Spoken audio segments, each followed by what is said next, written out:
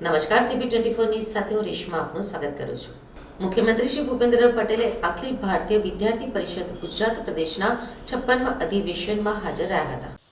મુખ્યમંત્રી શ્રી ભૂપેન્દ્ર પટેલે અખિલ ભારતીય વિદ્યાર્થી પરિષદ ગુજરાત પ્રદેશના 56મા અધિવેશન સમારોહમાં સંબોધન કરતા જણાવ્યું હતું કે આ અધિવેશનનો મુખ્ય ઉદ્દેશ્ય રાજ્યની છાત્ર શક્તિ નવનિર્માણથી રાષ્ટ્રના પુનઃનિર્માણમાં સૌથી આગળ રહે એ છે।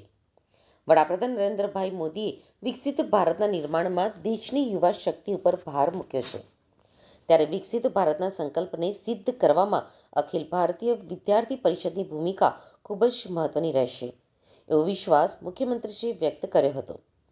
અખિલ ભારતીય વિદ્યાર્થી પરિષદ વિશે વાત કરતા મુખ્યમંત્રી શ્રી ભૂપેન્દ્ર પટેલે કહ્યું હતું કે અખિલ ભારતીય વિદ્યાર્થી પરિષદ એ સ્થાપનાને લઈને જ્ઞાન, ચરિત્ર અને એકતાના સૂત્ર સાથે યુવાનોમાં રાષ્ટ્ર નિર્માણના સંસ્કારોનું સતત સિંચન કર્યું છે। એટલું જ નહીં, છાત્ર શક્તિ રાષ્ટ્ર શક્તિ બને એવા ઉદ્દેશ્ય સાથે અખિલ ભારતીય વિદ્યાર્થી પરિષદ અનેક પ્રકલ્પોનું સંચાલન પણ કરતું આવ્યું છે। મુખ્યમંત્રી ભૂપેન્દ્ર પટેલે કહ્યું કે વડાપ્રધાન નરેન્દ્રભાઈ મોદી હંમેશાથી કહેતા આવ્યા છે કે દેશનો વિકાસ અને દેશનું ભવિષ્ય યુવાનોના હાથમાં છે, ત્યારે દેશના યુવાનો નેશન ફર્સ્ટનો મંત્ર અપનાવશે તો ભારતનો વિકાસ સતત થતો રહેશે। અખિલ ભારતીય વિદ્યાર્થી પરિષદ એટલે શિક્ષણ, વ્યક્તિત્વ વિકાસ, ચારિત્ર ઘડતર, રાષ્ટ્રભક્તિ, સમાજ સેવા અને યુવાનોમાં કૌશલ્ય નિર્માણ એવી અનેક પહેલોને એક છત્ર નીચે આવરી લેતું એક અદ્વિતીય સંગઠન એટલે એબીવીપી।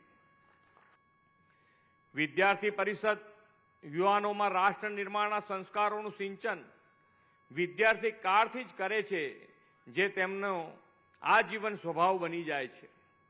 પક્ષીય રાજનીતિથી ઉપર રહીને રચનાત્મક અભિગમ અને વ્યક્તિ નિર્માણ દ્વારા આત્મનિર્ભર અને સ્વાભિમાની યુવાનોનું ઘડતર ખૂબ મહત્વનું કામ એ એબીવીપી કરી રહ્યું છે। વિદ્યાર્થી પરિષદના વિવિધ કાર્યક્રમ, અભિયાન અને આંદોલન દ્વારા કાર્યકર્તામાં રાષ્ટ્ર પ્રત્યે સમર્પણ અને નિસ્વાર્થ સમાજ સેવાના સંસ્કારોનું સિંચન યુવાનોમાં થાય છે।